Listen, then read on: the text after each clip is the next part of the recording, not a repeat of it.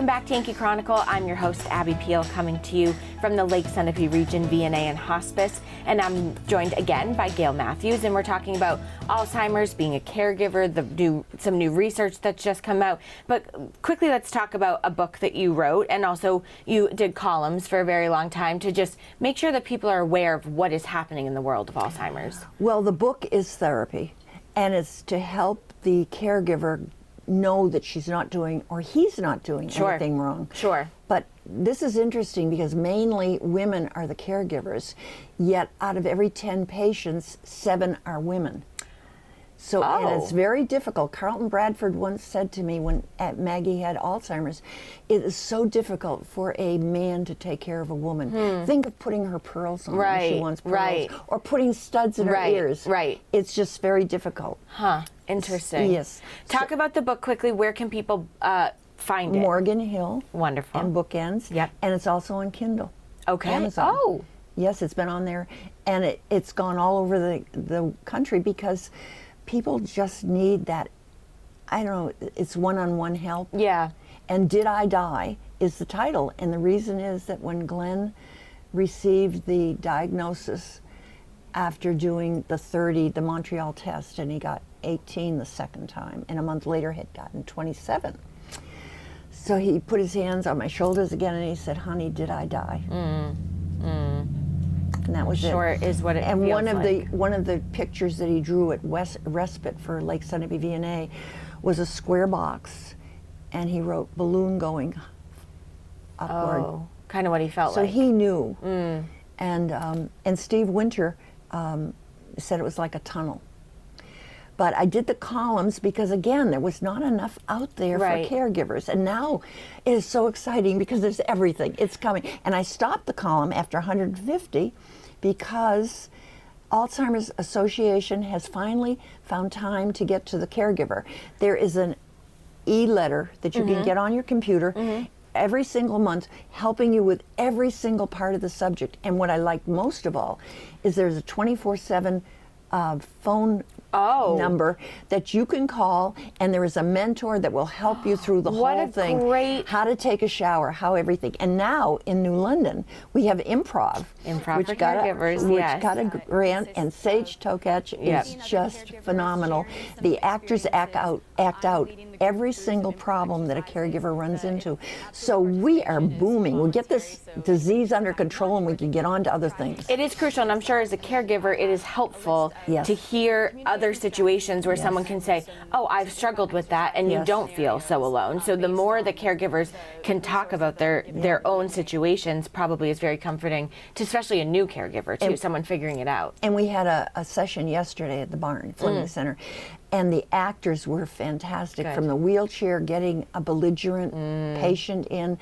And what I loved about it was the participation from the audience as each scenario was played out. Amazing. Yeah, Sage is a marvel. She's amazing. Yeah. Talk about this new research out of Mass Eye and Ear. All right, this is pretty exciting. First of all, Mass Eye and Ear will be 200 years old. It's very prestigious. Yes. It is a hospital that treats the person, but it also does research. And this doctor is from Columbia. He's just charming. And it's Dr. Arboleda Velasquez. Okay. And he is a stroke doctor.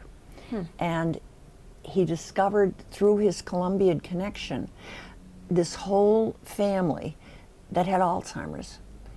And one woman within the family did not. So they examined her brain and discovered, because amyloid plaque and tau are so much a part of Alzheimer's, and you can't take away too much because it's also part of our immune system. So it's very complicated. And she didn't have it. So he discovered that she has a gene that prevents her from getting Alzheimer's. Whoa. And that is big research. That is big research. So he has done a lot of it with the people in his lab, and they can make an antibody, they believe, that will be able to take. Wow. That deals with Relin. And can it be a test to see if you have the gene? I hope so. Yeah. And I hear that a test for your blood work is coming online. But again, there are 92 dementias, and Alzheimer's is mentioned the most. But you Right. don't know you have Alzheimer's until you die, and if your brain is autopsied. Now, Glenn gave his brain to Harvard, Brain Trust, and this goes on to use by the researchers for ALS, for Parkinson's, for Lewy body, for Down syndrome, Sure. for all the different brain diseases. Sure. But this is very exciting, and more is coming out of Mass Eye and Ear too. So this is just the start of this research Right, finding. but then there's other research that's being done by Cure Alzheimer's Fund, which is all across the world. And for example, they're trying to figure out why women get it more than men. And is it tied to estrogen? Is it tied to hormones? What is it tied to? Right. And they're working with Rotary, but they're pure research. Every dollar goes to research. Well, there are other things going on too, which is wonderful. All the balls are up in the air. Sure. Biogen now has, I wish they'd come out with easy to say names. I know. Can they consult with us non-medical folk first? Well, Aduhelm is out, and it's called aducanumab, and that has had mixed reviews because of swelling in the brain and bleeding. But every research type that is done helps the other researchers Sure. in what they're coming out with. Sure. And I have to use my notes. That's fine. Okay, because it's Leqembi. Okay. And that has shown very good results, and it's out of Aduhelm. Okay. And I was talking with a caregiver in Florida the other day, and she said that she wishes her husband's been on it. He had the placebo, but now he's on it, and as he's progressed, and if he can get it early enough, that's why the blood test would be so great. But she wishes he had had it beforehand, because she's seen it's kind of kept him stable. Oh, interesting. So Yeah. there is some good. But for your age, we want to get this solved. Yes. Let's And get this done. This is the bad part, and why I am so adamant about this is it's starting to get into the 40-year-olds. Early onset. And that's not good. I've heard of a few people who have had it in their 50s and passed away in their 60s, and that's way too young. Way too young. Yeah, way too young. Gail, it's always wonderful to chat with you. I know you could fill a 2-hour segment, and I wouldn't have to ask you a question ever again. Oh, come on, Abby. Thank you for all of the wonderful research and keeping us informed about this topic. That is very hard for people, but they should Very certainly hard. know that you are a wonderful resource But they're for them. talking about it now. That's the best part, right? The best Yes, part. Let's best make sure part. people are aware. And making people feel like they don't have something that isn't untalkable. Right. And they're not alone, caregivers or the patient. Right. Right. Thank you, Abby. and Thank you. to Greg for doing this. Thank you, Gail.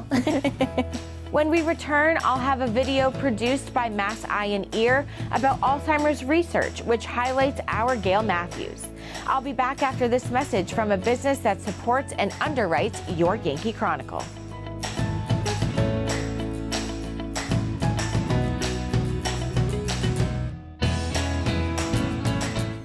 This program is supported by Main Street Bookends of Warner.